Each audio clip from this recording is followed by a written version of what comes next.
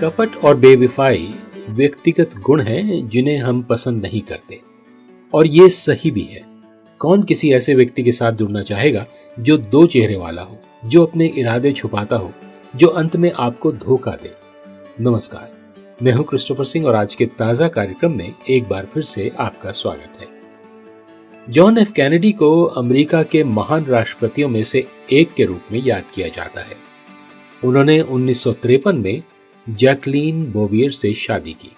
फिर भी सार्वजनिक रूप से उनके लिए बहुत प्रशंसा और स्नेह व्यक्त करने के अवसर उनकी बुद्धिमत्ता, उनकी शैली, उनके जीवन में उनके महत्व के बारे में गर्मजोशी से बात करने के बावजूद उन्होंने मर्लिन मनरो और कई अन्य महिलाओं के साथ संबंध बनाए।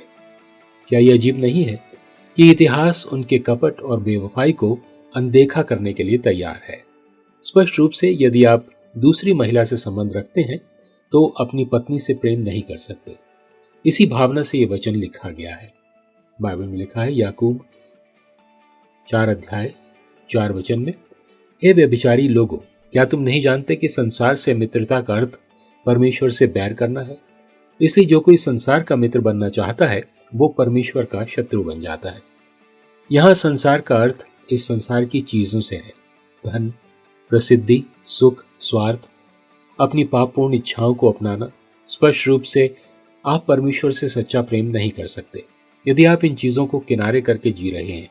लेकिन दुख की बात यह है कि बहुत से लोग अपने स्वयं के कपट और विश्वासघात को अनदेखा करने के लिए तैयार हैं। जैसा कि A.W. टोजर कहते हैं, ईसाइयों की एक पूरी पीढ़ी ये विश्वास करते हुए आगे बढ़ रही है कि संसार को त्यागे बिना मसीह को स्वीकार करना संभव है। हे व्यभिचारी लोगों, क्या तुम नहीं जानते कि संसार से मित्रता का अर्थ परमेश्वर से बैर करना है? इसलिए जो कोई संसार का मित्र बनना चाहता है वो परमेश्वर का शत्रु बन जाता है।